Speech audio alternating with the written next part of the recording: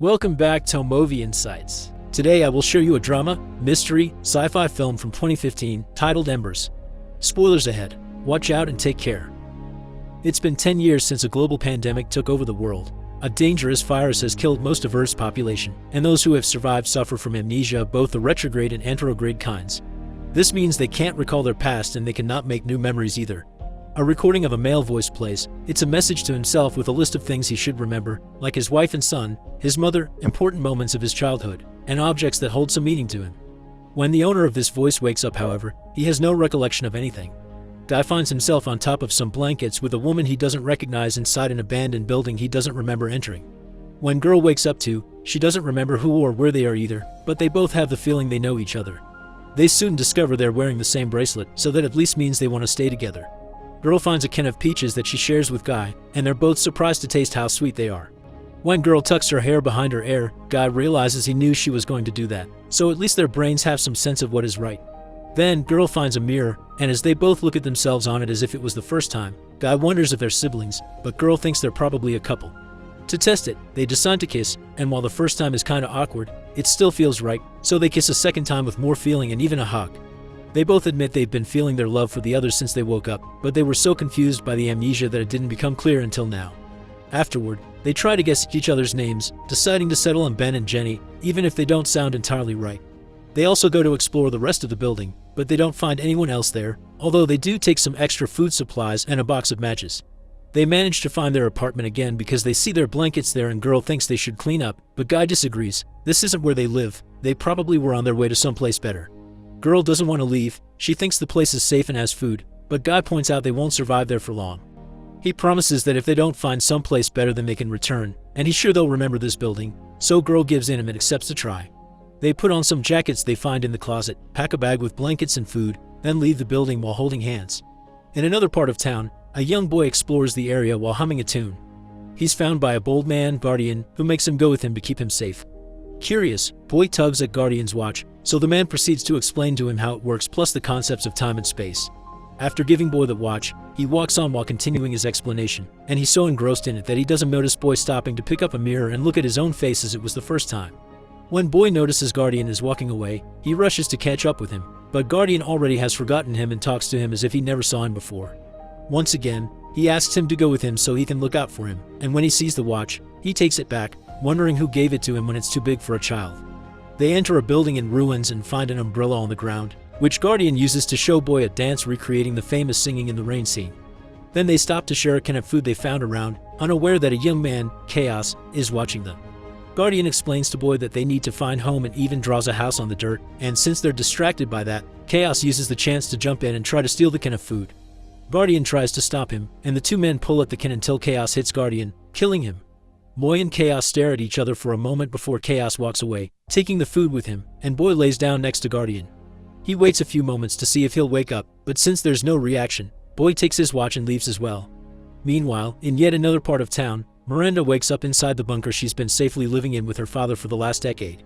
After washing her body with only liquid soap and her hair with powder, she puts on a pair of contacts and a special necklace that are connected to the bunker's AI. The AI's voice reminds her they need to do her self-diagnostic memory test, during which Miranda answers various questions about herself, like her place and date of birth, and then she's given a made-up scenario of which she must recall the details and repeat them back. She answers all the questions perfectly, and after counting back from 10, the AI declares her to be healthy and at only 0.12% of likelihood of infection. This is followed by her daily exercise routine with father, and a breakfast made up of boring processed food. Father tries to start a conversation, asking her about her cello lessons and when the song will be ready for him to hear, but Miranda thinks it doesn't matter and it's pointless. This frustrates father, who thinks they should carry on making music and looking at paintings because that's how they preserve what is uniquely human, but Miranda feels this only makes her another piece in his museum.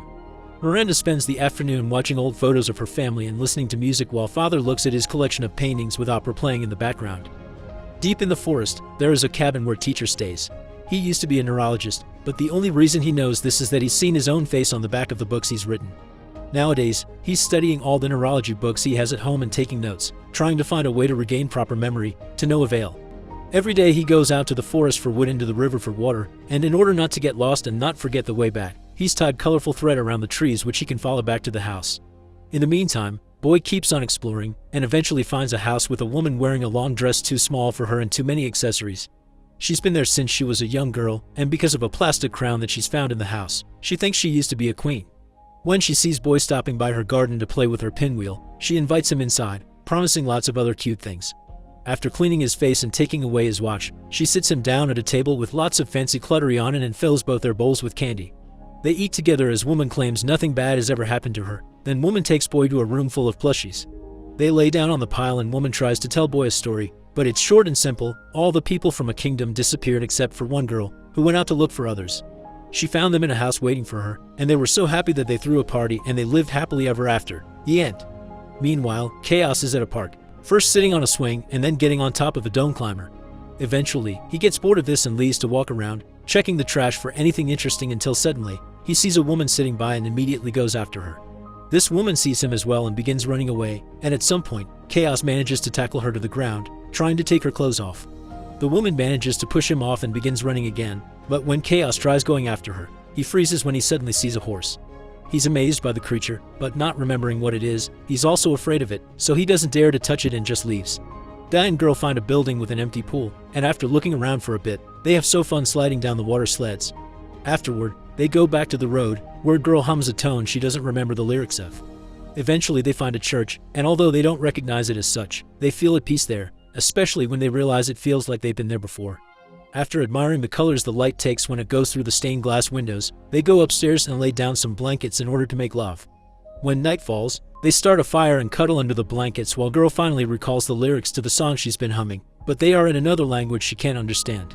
Suddenly, she realizes neither of them remembers where they were the days before, which means they forget everything when they go to sleep. So they agree to stay up all night to avoid forgetting each other. The night passes and a new day begins for all the survivors. Boy wakes up among all the plushies, and when he tries to leave the room, he finds the door locked, so he climbs out the window instead. He goes back to exploring the area and ends up entering the forest and eventually comes across Teacher, who is out picking up wood. He tells Boy to go away, but Boy doesn't listen and follows him to his house, so Teacher ends up taking pity on him and invites him inside to share some food with him.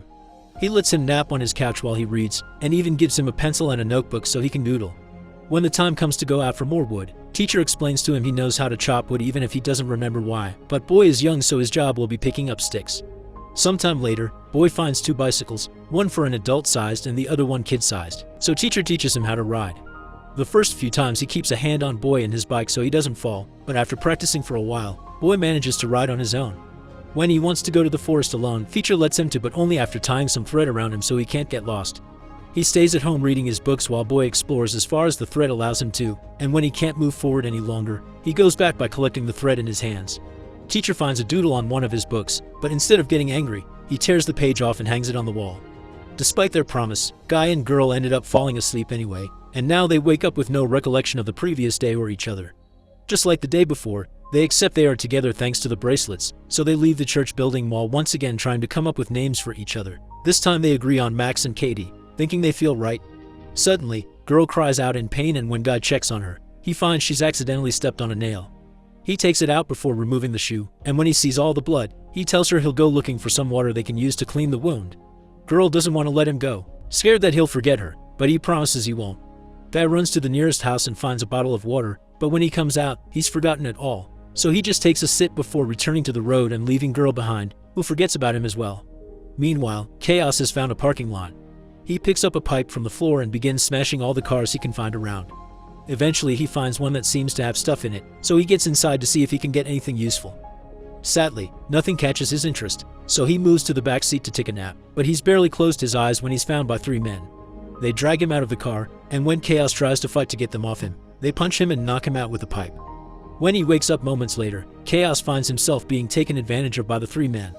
Once they are gone, he stays on the floor crying for a while, and when he finally finds the strength to get up, he goes to the roof of the building, intending to jump.